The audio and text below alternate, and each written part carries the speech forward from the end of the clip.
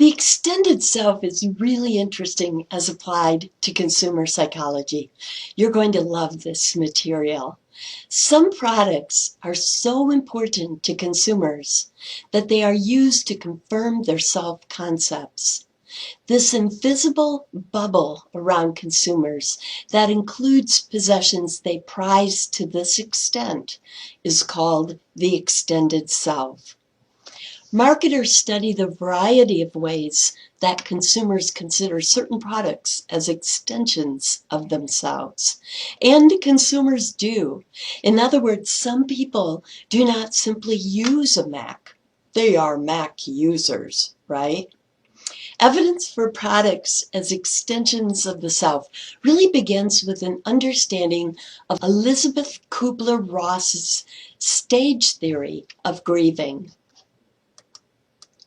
When we grieve a significant loss, like that of a loved one, or are faced with something like our own inevitable death, we tend to respond with these 5 stages, as proposed by Kubler-Ross. 1, denial. 2, anger. 3, bargaining. Could be a prayer, for instance, like, please make this not so, and I will volunteer at the hospital every week. So 3 is bargaining, 4, depression, and 5, acceptance. So make sure you get those in your notes, the 5 stages of grieving and dying. 1 is denial, 2, anger, 3, bargaining, 4, depression, and 5, acceptance.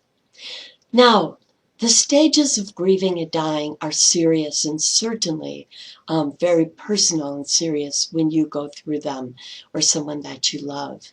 Hey, but I am going to play a short, humorous video here because it will really, I think, help you remember the 5 stages of grieving and dying. Uh-oh. It's no big deal. It's probably not even quicksand. I'm gonna have a good laugh about this tonight with the guys.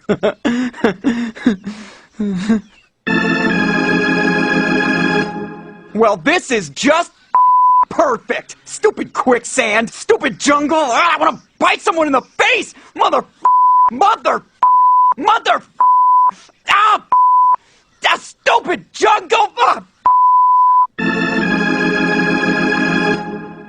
Are you there, God? It's me, Giraffe. Listen, if you would just give me a mulligan on this quicksand thing, I promise, no more peeing on your shorter creatures. What, you get a deal?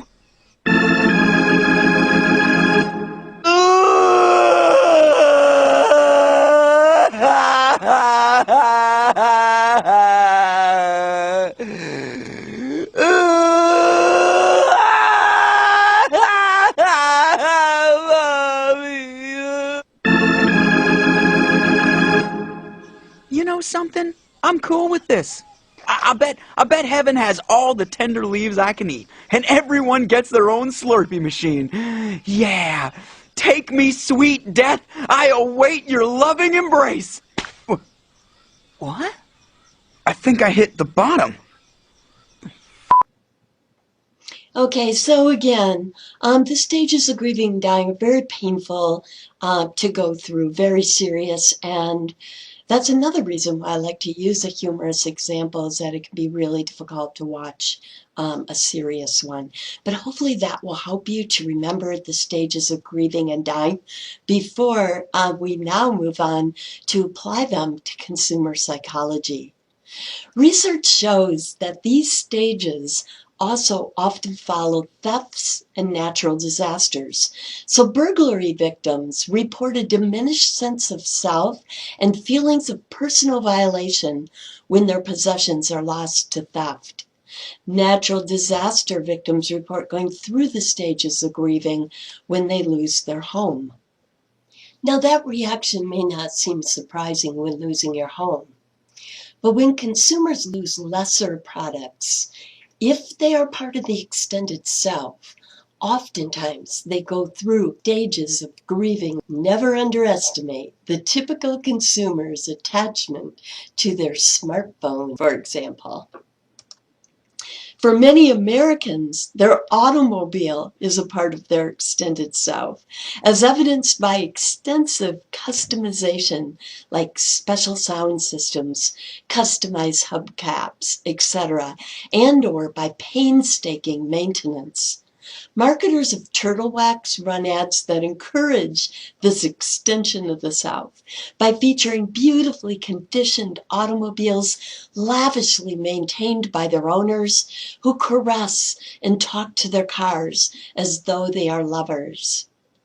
When car aficionados damage their vehicle, they often behave as if their own bodies have been wrecked, going to great effort and expense to getting them restored to their original condition.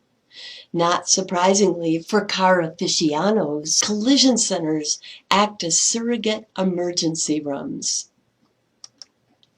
A clever way in which product engineers today increase the odds of their products becoming part of consumers' extended selves is by making them increasingly customizable. A prime example being tablets and iPhones that you've customized with all your favorite apps. Imagine that yours was lost or stolen in an unrecoverable fashion. Think about Kubler-Ross's stages. The denial stage. No, this is not happening to me. I'm going to find it yet, right? The anger stage. This is not fair, perhaps having a little Tourette's bout, right? 3, the bargaining stage, perhaps putting an ad in the school paper offering a high reward. The 4th stage, depression. This is the sulky phase, right? And then finally, the acceptance stage, saving for and purchasing a new one. Then beginning the process of recustomizing and at the same time incorporating the new one into your extended self all over again. Well, products that become part of the extended self are only a small subset of the products you own. You're probably not attached to the pencil or pen that you're using right now. Loved objects make up an even smaller subset of products. Research has shown that consumers develop an even more special connection to some products referred to as loved objects. They, in effect, fall in love with them. Loved objects are ones that we feel help to make up for our personal shortcomings or self-conflicts. For children, a favorite stuffed animal or blanket can help alleviate their fears that come with being small and feeling powerless. A businesswoman who really views herself as an art connoisseur may refer to her career as just a job, but talk about loving her art collection. A favorite pair of jeans can resolve a conflict for a white-collar worker who is forced to work Saturdays, reserving for her some autonomy. If I must, at least I will be comfortable.